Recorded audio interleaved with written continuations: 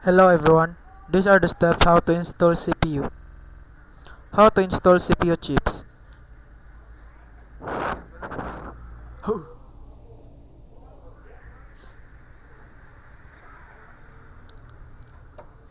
And now let's start for the first step.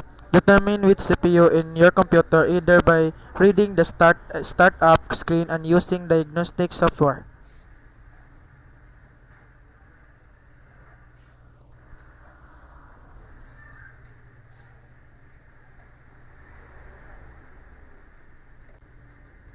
Second step, turn off and unplug the system unit.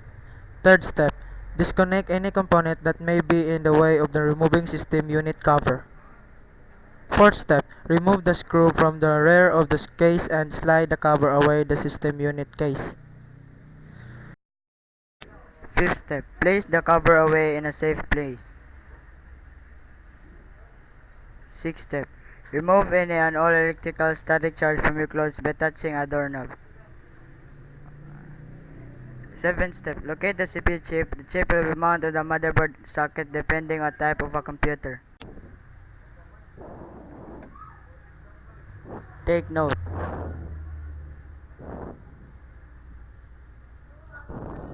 Eighth step, check your computer's manual to see if the CPU property before you consider upgrading to a processing unit. If the manual tells you consult the manufacturer. Ninth step, remove such components of the hard drive or expansion chip if necessary. Newer tower units also access by removing a couple of sliding panel motherboard down. 10th step, once the CPU is plain, view graphs the level of zero extension force. This level is normally located in the side of the chip. Take note.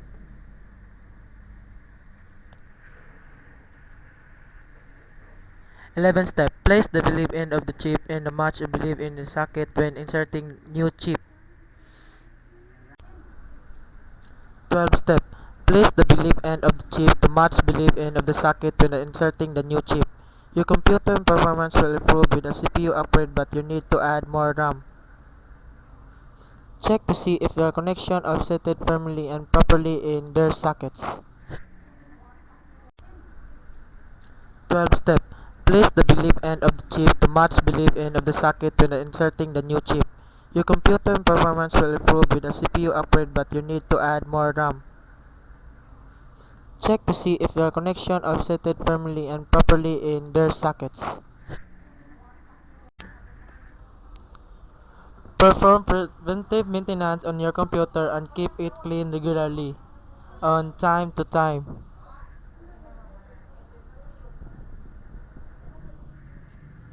And that's all. Thank you and goodbye. This is my group: Nino Dudes, A. Spina, Steven Alfante, Daryl B. Gomez. Created using Powtoon.